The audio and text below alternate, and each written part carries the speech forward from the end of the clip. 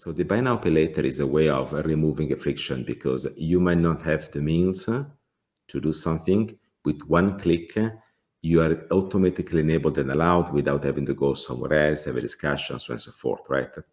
So you remove a friction in payment, in buying something ex ante. But what happens is that if you're not careful, you create a friction ex post, where the credit has to be paid. And if people exceed in the buy now pay later mechanism, you're actually creating a problem on families and individuals.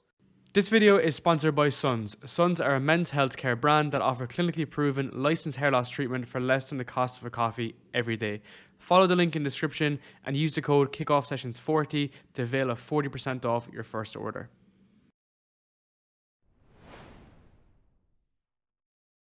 All right, let's kick off. Paolo, thank you very much for this. Really appreciate it. As I mentioned, it's interesting because your research is in the space that I suppose I live and breathe in fintech right now. So it's going to be awesome to get into some of the details around what you've been writing about and how banking is changing, because we've seen it just evolve over the last, for me, 5 years. For you, maybe even longer. I'm happy to be here sharing with your audience and providing some insights and maybe examples of what I've been seeing, some lessons learned, so that we can all look at the future in better terms. Yeah, and like my audience as well would all be kind of young professionals who are either in the startup space, in kind of finance, in banking in general. So they're kind of like looking at these opportunities and trying to check, is there, potential opportunities for them to even do. So it's going to be good from that perspective. So you have two books. You co-authored your most recent book, which is called The Engagement Banking Revolution. In your book from last year is Banks and Fintech on Platform Economies, Contextual and Conscious Banking. Why did you write these books? What was the premise behind it? Well, I've been starting my career as a risk manager in banks. Then I moved into entrepreneurship, where I built a startup dedicated to digital wealth management that in 2013 was bought by IBM. And since I joined IBM, I did quite of a job in terms of thought leadership.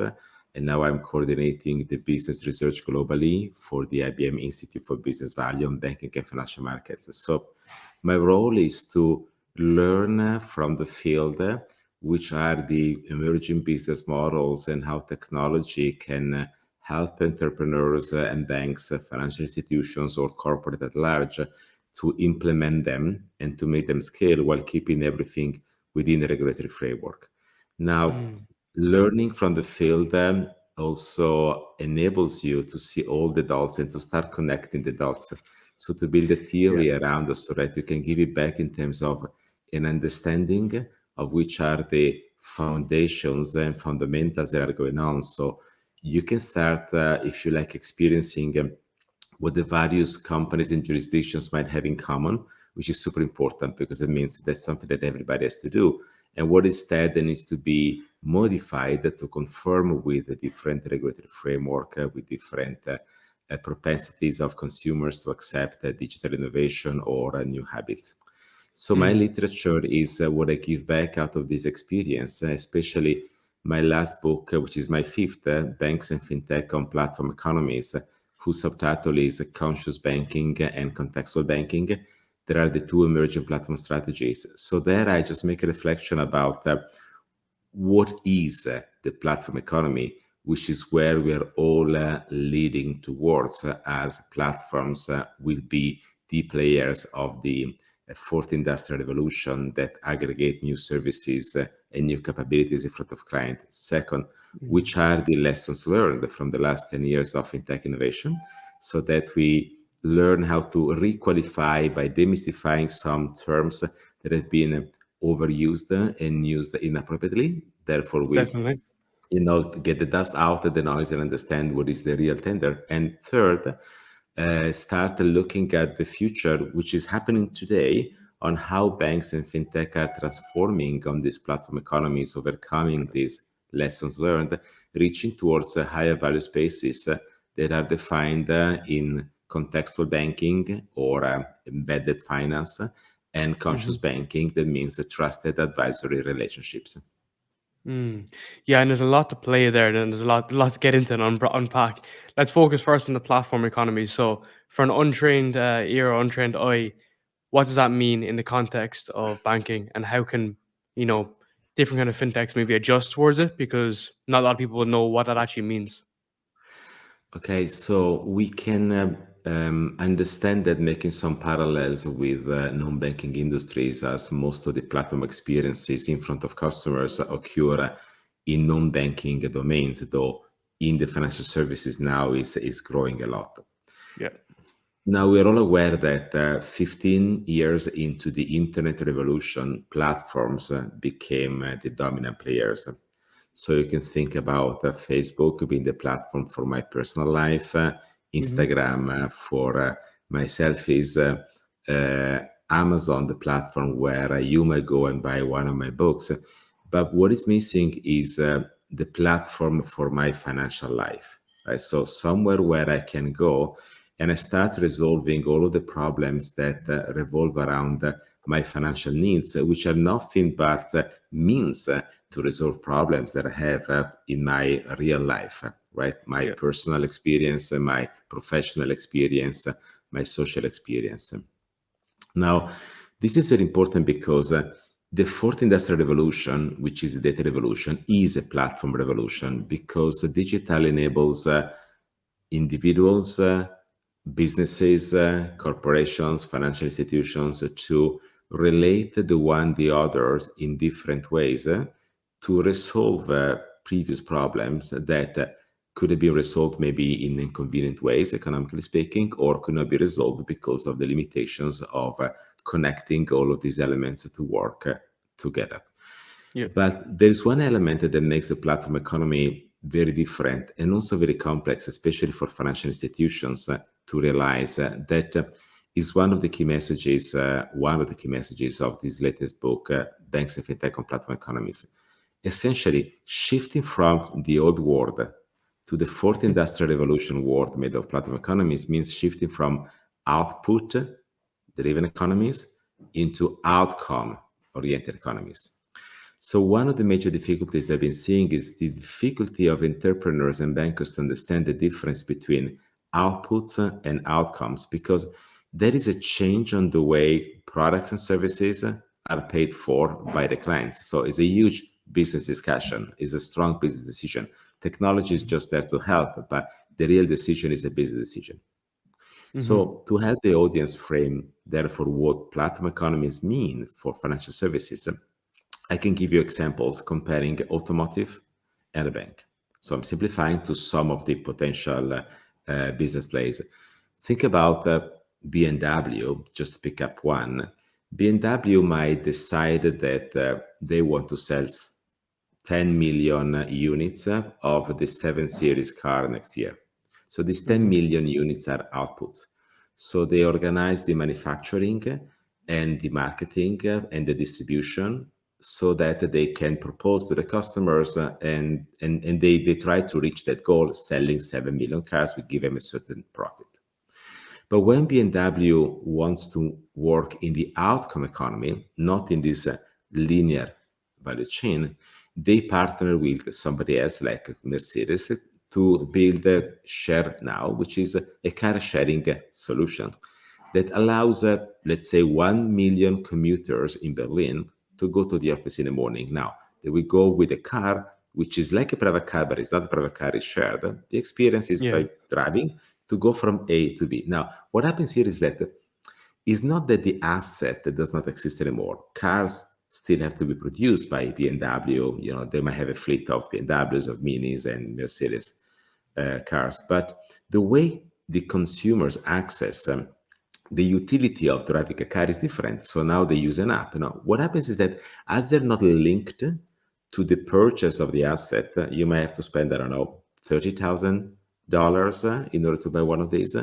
It happens that if they don't like the experience, they can just move to another app, right? So Mhm. it's more complex that you buy a car, the day after you realize that, oh, maybe that was not the experience I wanted, and you return it or you sell it to somebody Mhm. else, right? So people keep it for longer. So the relationship is stickier. But with the outcome economy, the assets are not there. So you need to excel much more in experience, and we will see in a moment engagement in order to retain the customers, because the client is not going to pay for the asset, but the experience of consuming that asset.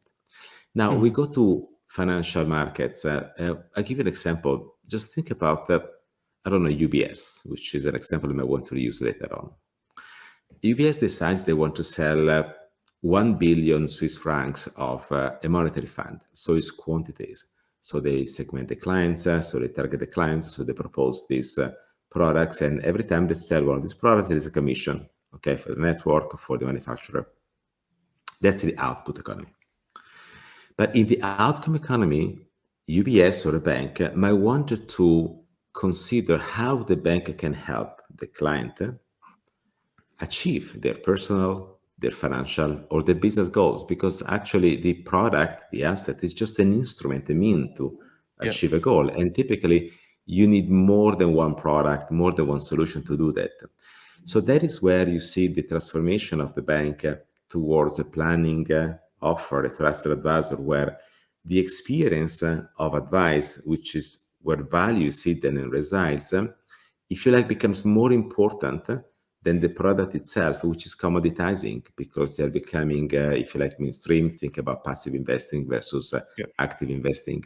Now, in a world where the margins, given very low interest rates, high cost of capital, commoditization of investment products, in this world where these margins are being reduced progressively, the monetization moves at the level of the relationship with the client. So that means operating as an advisory platform in the outcome economy, where the remuneration is this all engagement mechanism, not necessarily the individual products. And this is actually happening. It's just one example. We can have others in contextual banking.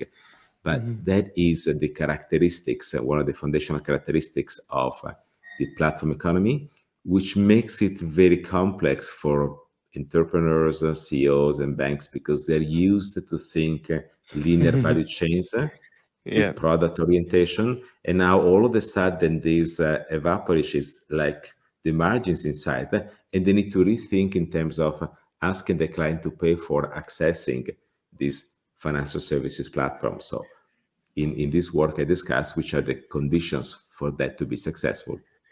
That seems like such a challenge for bigger old legacy banking as well, because like, you know, a lot of them are not necessarily even regulation driven, because they can have different segments of the business, but in particular, like they might have processes and procedures in place that wouldn't allow them to have this adjustment. So it seems like a big kind of mindset shift, and I know you speak about that as well. But it seems like, you know, from like a fintech perspective and startups, this is where they have that lack of kind of baggage. They're able to focus on these particular areas and try and improve stickiness for users. It seems challenging for bigger banks to be able to maneuver and pivot into this stuff, or especially, you know, older players. I think it's challenging for all, but possible for all, the banks and the fintech. Clearly, it requires a mindset shift. We need to understand the reality of what clients want and what the industry offers differently in order to facilitate that change. There has to be entrepreneurial or CEO level commitment for that to happen, and the change of the incentives, because as I said, it's not just about a different way to talk to the client, but it's about how clients pay for accessing those products and services, which transforms, if you like, the organization. In the opening of this book, Banks and Fintech on Platform Economies, there is a foreword by Brad King that sources from his experience, and he mentions the way AliPay has been creating a different organization in order to support their horizontal and holistic growth in front of the client. So it is important to understand how to tear down those business lines, the separation to make that happen. And I can give you another example if you want, then Go ahead. to No, explain go ahead, how go this ahead, goes. because AliPay is a great example of like the first mover for fintech for all this, where they went straight to the customer. They built out wealth management, Yeah. insurance. They built out every type of product, like So financial product, because it was customer centric and focused on that particular area. And they had a bit more flexibility, I presume, back in 2014, 2015.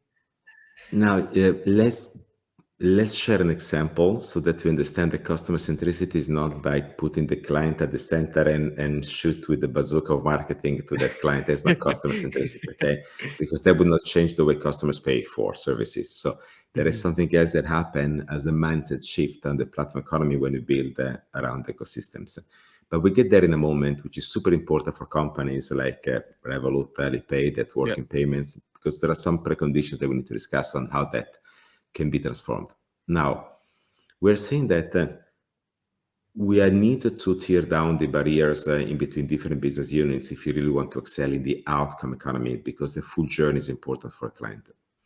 And let's again go back to the car versus financial services industry example to understand what that means.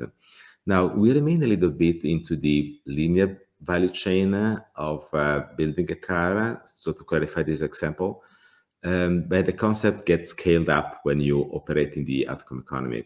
Like the linear value chain of a car maker is made of manufacturers of different components of the car.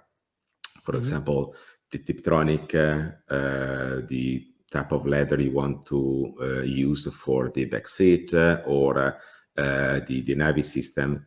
And then the car maker assembles all of this, right, and makes it available through their car dealers to be customized in front of the client. So when you go and buy a car, basically, according to your level of wealth, you can hyper-personalize your car purchase. Now, if you don't have much, you may go for a standard. If you can afford more, you might decide to get that Tiptronic from a specialized dealer. You can get the Navi system with information from the IBM Weather Channel, which is very accurate, or the leather from an Italian artisan to embellish your interiors, right? So, but after you hyper-personalize your car in front of the car dealer, you pay an all-in price only once. You don't have to, go back and deal with all of the producers of the steering wheels, the Tiptronic, the Navi systems, right? So the car dealer does that for you, assembles it. And then you go through your journey from A to B, right? From city to city with this hyper-personalized asset. Now think about what happens when you deal with your financial institution in terms of resolving your financial problems.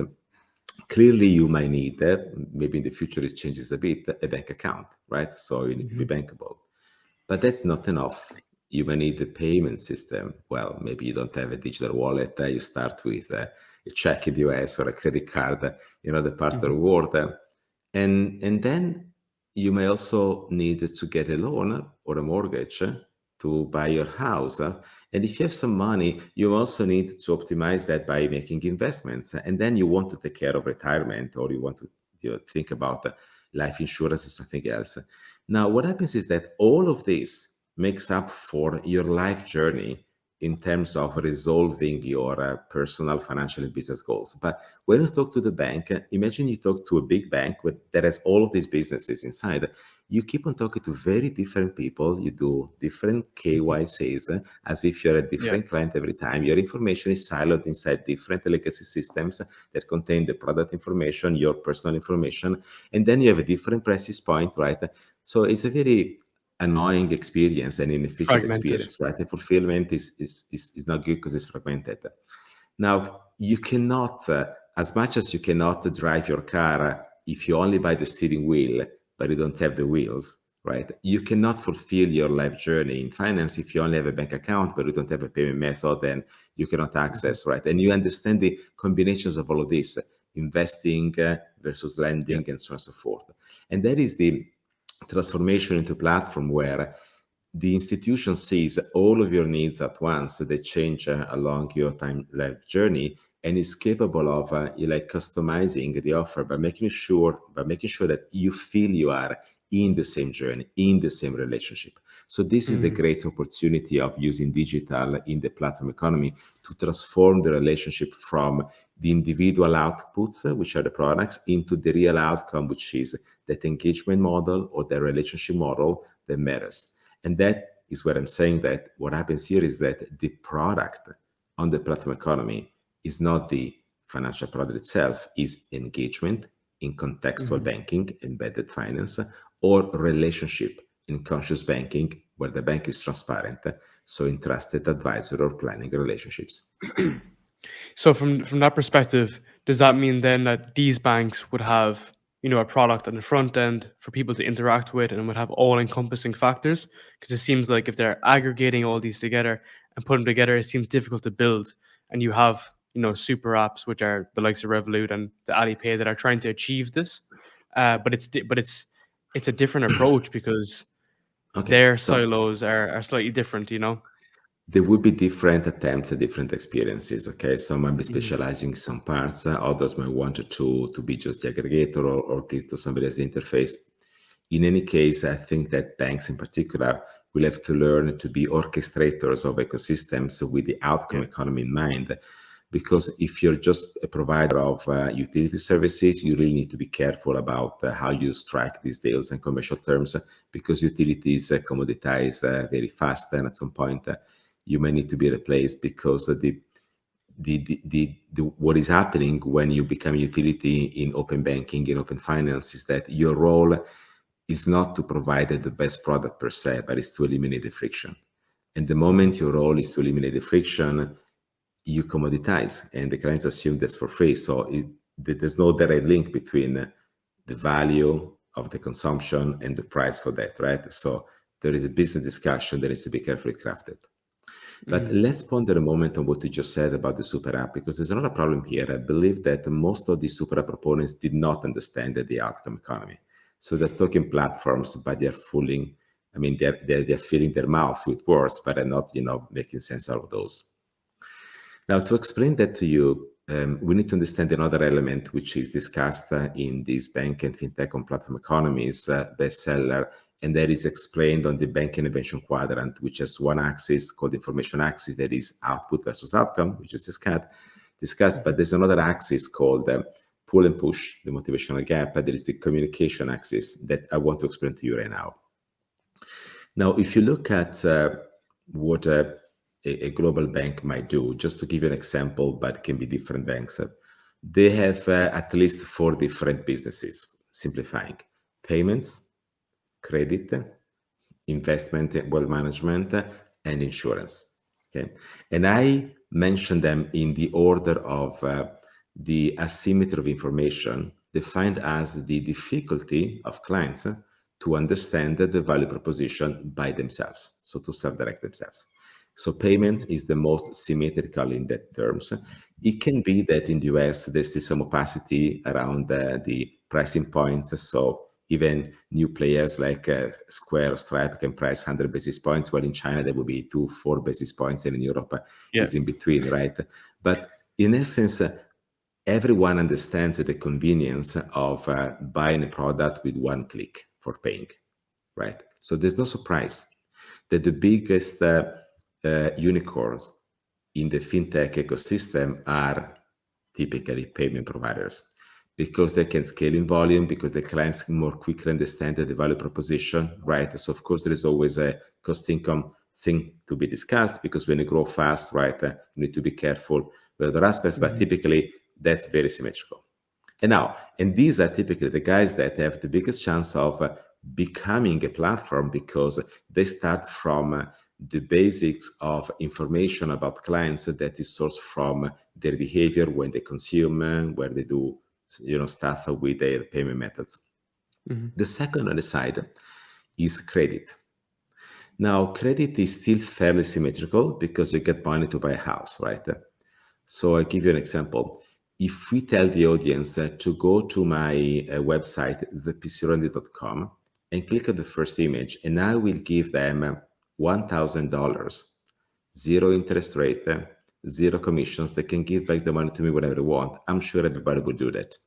And I will have a Mhm. problem because it's people like you, and I know your credit rating is kind of, Yeah. So what happens here is that there are fintech, there are payment providers which are now thinking of leveraging credit as the next way of credit onboarding, but they're missing one point, which is like the buy now, pay later, which is credit mimed as payment. And there's a problem there, because if you don't have large enough shoulders to Mhm. understand the credit risk, which is not when you generate the credit, but when you go through the cycle, and there will be a moment where everybody correlates to one, you go bust. And also there is a misunderstanding on how credit functions on platform economies.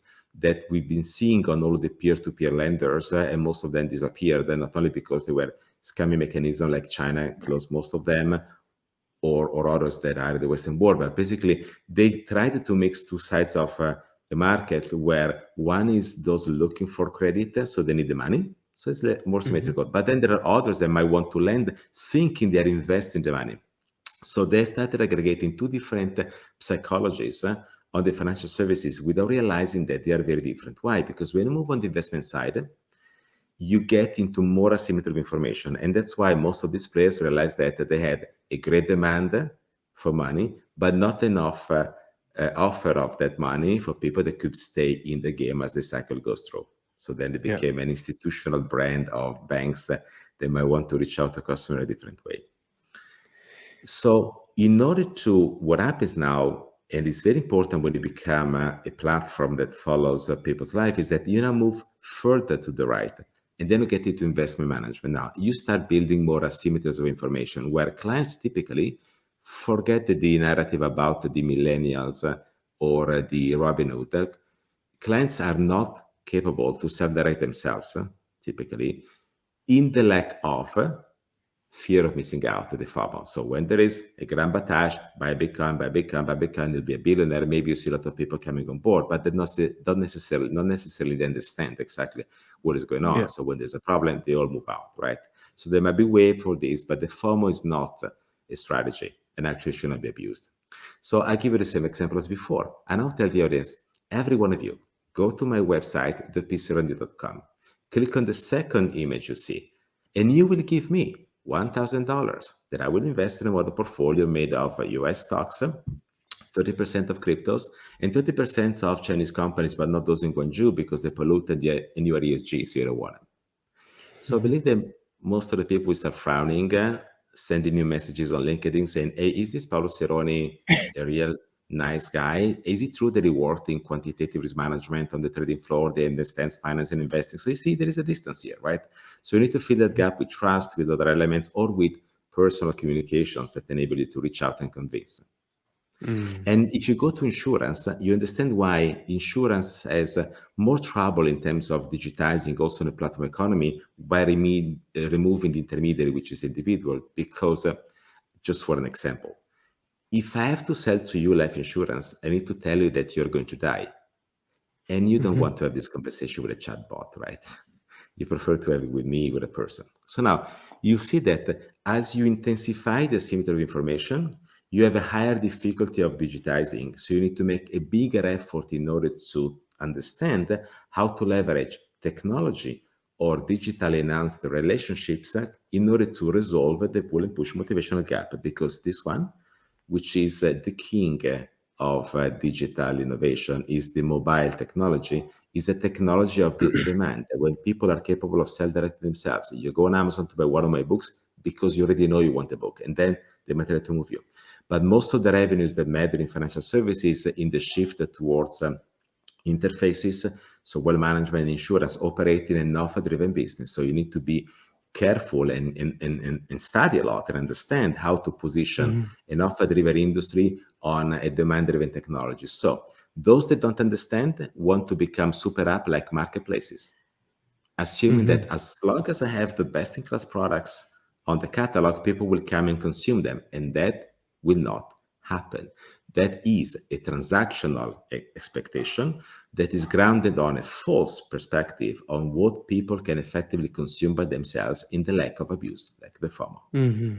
Instead, what is important is to enable clients to be motivated to consume on that platform by giving back something that manages that relationship through the life journey, where the values in this enablement more than the individual product themselves, which are not the core of the tender. But that's a Copernican change in the way you consider the business model and the relationship with clients. It's a complete different kind of shift in terms of like not just providing services to people and expecting them to kind of push, but maybe gathering enough data so that you give them better decisions as well. Because if you have the payments, the credit, the wealth, well, then maybe the insurance then can be a bit more tailored, the life insurance or whatever it is. So there's that element to too.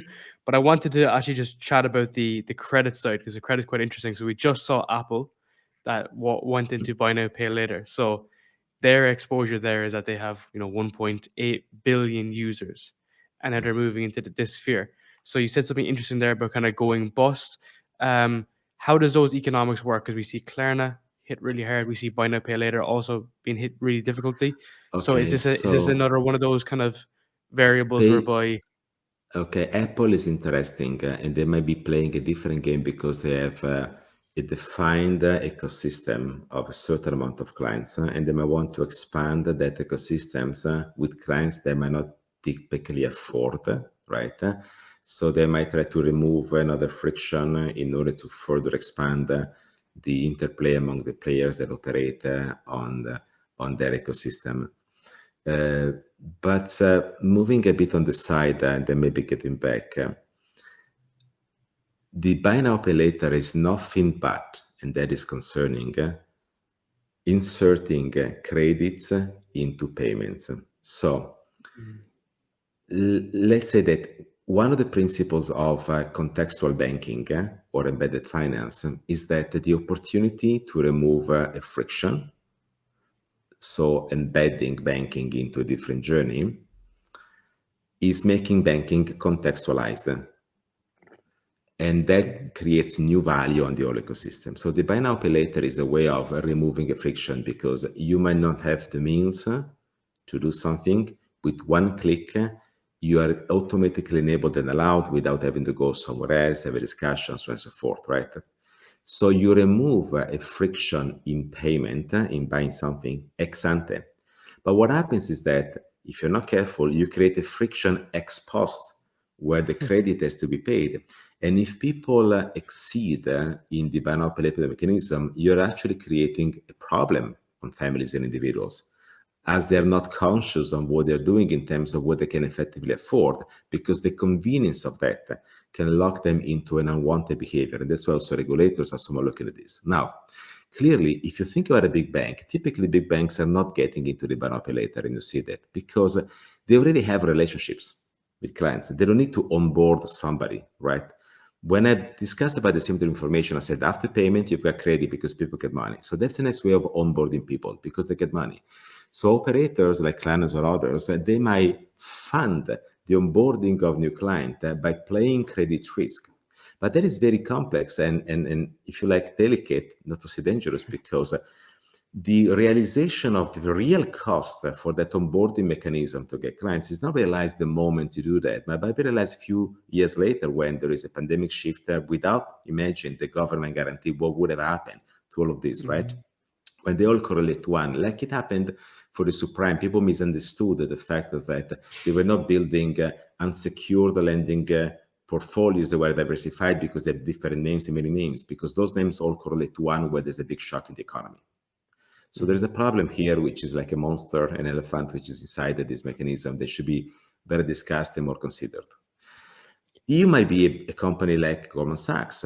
Goldman Sachs might use Marcus in order to provide, secured loans to people, but they might have different shoulders in terms of the capability to absorb this. And Exactly. Apple themselves, by creating this new entity that takes care of the Apple Pay Later, Apple has $200 billion in their coffers, right? So they might be able to afford the capital required Yeah. to make this game. But all in all, that means you don't do the buy now pay later to make money on the buy now pay later. You need to have a broader strategy where the cost and the risks of the buy now pay later are part of a bigger picture that enables you to engage the client, right? And so to get new sources of revenue by services them, and hopefully without mixing up with the financial soundness of individuals and families that should be highly respected. So you need to do this with care, with data, with information. You need to use AI to understand when this is effectively appropriate or not, otherwise you're not doing a good game. So I understand what is happening. I'm positioning some elements of cautiousness.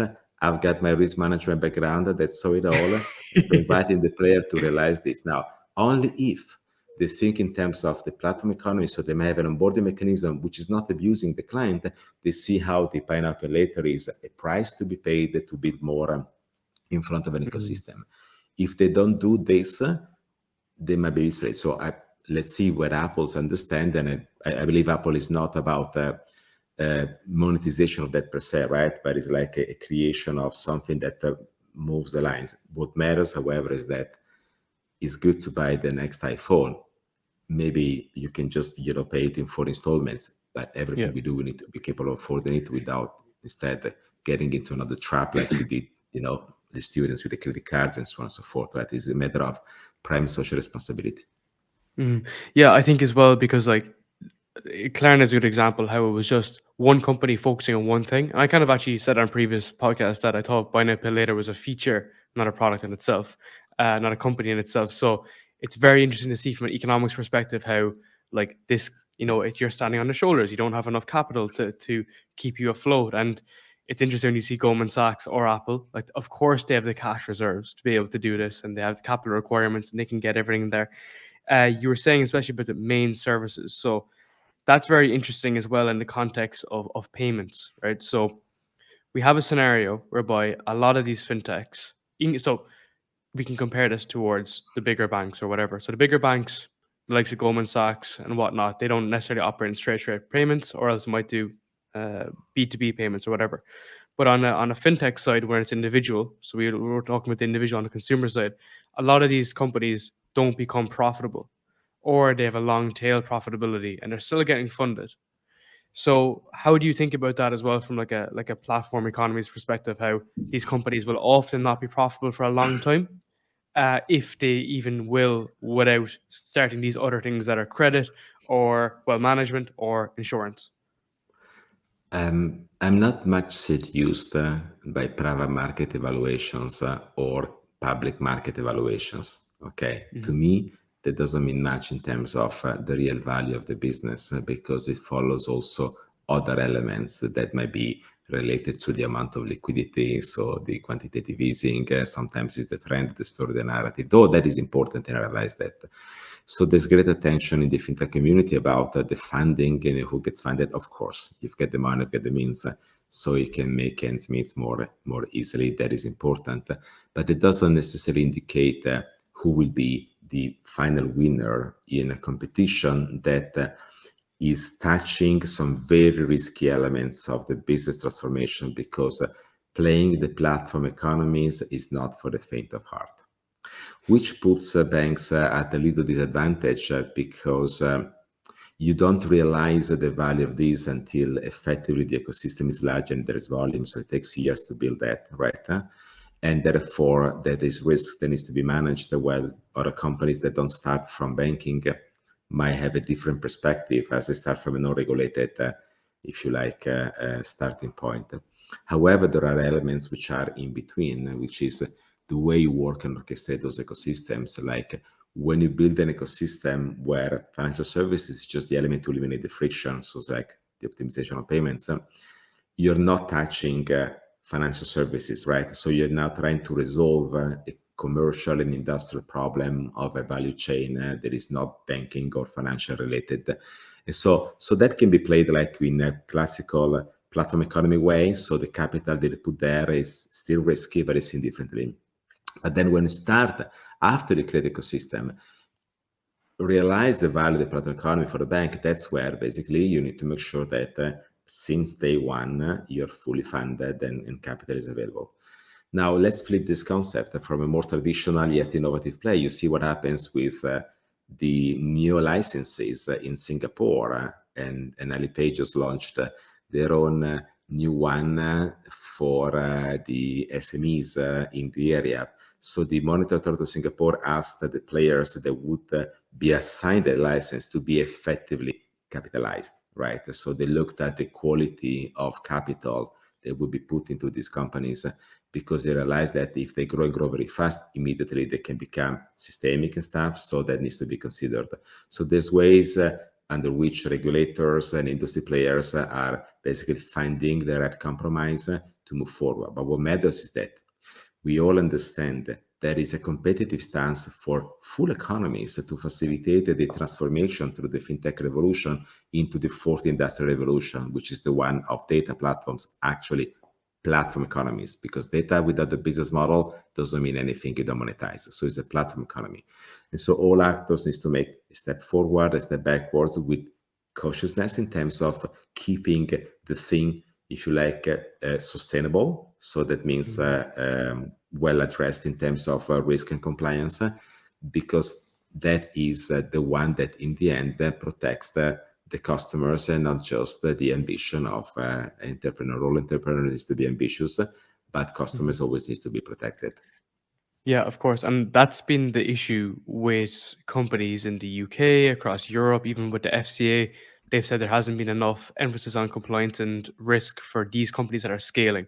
So you take a startup that's small, that's been kind of not as regulated, but as they're scaling, they don't have those kind of processes in place to allow them to go to the next level. So And that seems to yes, be a if you, challenge for, yeah, tech if you look entrepreneurs, if you look at my literature, I also deep dive into regulation. My third book is about the MiFID II, which is European, but is highly looked outside the world, because you see what happens. You can simplify the world in this way, simplifying. So the US is where digital technology was born 15 years ago, let's say. Now Chinese, for example, are becoming very competitive, but the Silicon Valley, that. Europe is where regulation is typically born. And that's important because the European Commission needs to harmonize the capital market union, but also there is an intention of looking at how to protect investors and consumers. Here is where, Europe now, the regulation is making the first inroads into AI, for example, and everybody else is looking at, the principles set in European demand for regulation about ethics and so on and so forth. But Asia Pacific, in particular, India and China, is where the business models are born. So that's where the fintech revolution has seen the biggest impacts, right, and the biggest growth. Now, AliPay my and WeChat. role in IBM and my personal role is basically to understand the variety of business models, knowing that what you can do in China, you may not be necessarily allowed or capable to do in Canada, in Brazil, or in Germany. Understand which technology you apply, knowing that what you can do today with AI, you couldn't do 5 years ago. What you will do in 5 years with quantum, you cannot do today, but you need to get ready. But in the end, keep everything inside the regulatory framework. So risk and compliance, because that's the foundation of everything. You see, a bank, financial service institutions are three things in this order. Security first, because when you put your money there, you just want to make sure it's secure. So it's basics, security. Second, risk management, because there's a responsibility. And if you do not manage your risks properly, banks can default, they can damage the economy, there can be a spillover effect in terms of contagion. So risk management. Then client relationships, which doesn't mean that client relationships are not important, but it means that they need to be experienced and developed, and they need to grow within a proper, secured risk and compliance framework that makes sense. So if you have a relationship that leverages too much on credit, for example, think about the subprime without thinking of the consequences. So without inserting that into a good risk management framework, what you have is the global financial crisis, right? So now when we play with technology, we always need to remember this. These two are preconditions that we need to understand, but they are not a cost or a constraint if you know that they become a competitive advantage to build a sustainable business. And that's another mindset shift. How to Yeah. see a review regulation with its imperfections that can be improved as a competitive advantage, feeding back with the right elements so that we can move forward with comfort, gaining enough speed to do it in due time to fulfill the expectation of all the investors that put the money into these ventures. How does that work with new kind of innovations using that word Lucifer? So I'll give you an example. So you said, we're working down from, protecting security and then risk management and compliance. Things like robo advisory, which I know you've wrote on previously as well, which I have I have a lot of interest in that particular area too. It's interesting to see how we shifted from inhuman customer experience to providing well services now to completely essentially it's algo driven. So in those scenarios whereby people are developing new things and are trying to get more creative and whatnot, do we need to go tech first and creativity first and then put compliance and risk on top of it? Like, how does your model work with new things that are emerging? Well, I guess that at least, and if you talk about robo advisors, that's clear to me even more than anything else. We need first of all to understand the real nature of the human being and what motivates people to make decisions in financial services in order to consume. And in my second book of the five, Fintech Innovation, has a subtitle From Robo Advisors, to Goal-Based Investing and Gamification, as I was already indicating in 2016, the limitations of a fully digital play that does not understand the fact that this is a push-driven industry, not just because the industry wants to be pushed, but because unfortunately investors have a limitation that needs to be resolved, right, and helped in order of self-consuming financial services by themselves. So that means that, yes, there is analytics, there is data, but there is something else which I've identified into what is the real core of the tender that motivates people to act. That is foundational when used technology, especially in financial services. Now, to explain this point, I'll give you another example, and I take it from non-banking, again from Amazon, and I do it with cautiousness because the consumer of financial services, especially for the more asymmetrical products and solutions, has a very different psychology compared to the consumer. Same person, is like you have two personalities of an e-commerce platform. So we will have to make more differences, but there's something that they have in common here that I want to explain to you. And it's just from my personal experience. In the 1990s, where I was working in banking, I was also helping my brother to build a startup in Italy. They wanted to be, guess what? The Amazon of Italy. How ambitious. So we had a wonderful, slick design. And we wanted to sell the best product ever in the world. Sorry, guys, I'm Italian. I'm talking about fashion, food, furniture, and travel. So we got the best, right? We didn't sell anything. It didn't work. It was a lot of work, but it didn't fly. Now, we made Why many is that? mistakes in this attempt, right? So it was a lot of fun, but a lot of pain too. But I tell you one secret, which is a foundational element, a foundational mistake we made that is also reported in this Banks and Fintech on Platform Economy new book. So I was listening to Jeff Bezos in an interview years later on, I think it was 60 Minutes. And the journalist asked Jeff Bezos, what's Amazon? And Jeff said that Amazon is not a distribution channel of books on the internet. I was puzzled. Now, you might not know because you're young, but when Amazon started, they were only selling books. Then they started adding other products and so forth.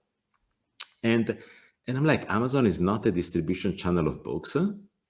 And he goes, let me explain to you why. So he continues, publishers are sending me letters complaining that I allow users to write positive and negative reviews. But they say I should only post positive reviews so that they can sell more. Now, call Jeff Bezos stupid. And he goes, but they don't understand because I'm not a distribution channel of their books, their products on the internet. So the question is a fintech, is a super app, is a bank, a distribution channel of financial products on mobile, on digital. Now it continues. Why am I not that distribution player? Because my clients are not the manufacturers. My clients are the users that come on the platform. And I know that even though they are there, they may have a problem in deciding because they cannot take this new book of Paolo, smell the glue, right, and make a decision is a good book for me. So my role is to advise them on which is the best book to buy.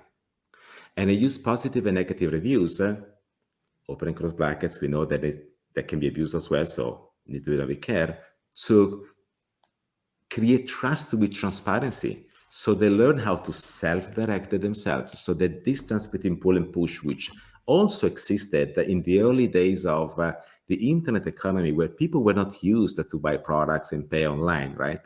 That now is still existing in financial markets because of the characteristics of the products that get consumed by human people. They need to relate with uncertainty And the problem of the passage of time, so that makes them more inclined to be in a push economy than a pull economy, is based upon the understanding that first thing, you need to data enable your client to be motivated in the right way. Jeff Bezos actually continues saying, only after I resolve this with transparency, I use other analytics. That was ingenious when he said that. 15, 20 years ago, he said, and only after I plug in other analytics to invite the client to do more, right? So you see, we talk about data-driven banking, which is important, but if we miss the foundational element, which is data enabling the client, and we only understand if we understand what I discuss in this literature, which is the biological micro foundations of financial markets in my financial market transparency theory, we can make sense of data-driven banking so that it does good for the consumer, it does good for the entrepreneur. Otherwise, that might not happen. And I conclude. When I launched my fourth book of the five, so the Financial Market Transparency Theory Principle, I launched that in Davos, in Off Davos, during the World Economic Forum in 2019. But 2 weeks before, I was in Hangzhou for a pre-launch at the Westlake Cultural Forum. And Hangzhou is where you have the head office of Alibaba. So I had lunch with some of the AliPay friends. And we discussed some of this topic, and they said, it's very so. They said, 364 days of the year, we see that the behavior of the analytics and the consumer, if of a certain kind, is a pull mechanism where people can come, because typically commerce is pull, they look for a book and then they suggest another book, right? And that's okay. But they go for a purpose, right? It's more pulling, and then they try to. But there's one day when the psychology of the consumer is very different, and the way AI works, it works a different way, which is 11/11. Yeah. Right? So it's like the Black Friday, because you go there for the discounts. So you're more inclined to get an offer, whatever. You see what I'm saying? So you need to understand all of these elements, which in banking and financial markets are a bit more peculiar. And that's why we started this conversation saying, yes, I did a lot of business conversations, a lot of reality checks, but then I also built theory around that, because you need to understand the new neurobiological macro foundations in scientific terms of how effectively people can use financial services, from very symmetrical to symmetrical products. Then you can plug on top of this theory of platforms that I qualify for financial services as it is a special industry given these characteristics of the human being, and therefore you understand how to navigate the banking innovation quadrants to excel with contextual banking, embedded finance platform strategies, or conscious banking, transparent advisory and planning mechanisms, platform strategies. Yeah, there's a lot of factors at play that people just stop at the data. They think this is what it is, this is what we're going to push for new users. And when you get into personal finance, when you get into tailored financial services, this is where it becomes more and more important. Again, Paolo, because knowing about the client, client centricity, doesn't mean putting the client at the center of a more effective marketing mechanism, because when the client comes on digital, it does not resolve the pull and push motivational gap.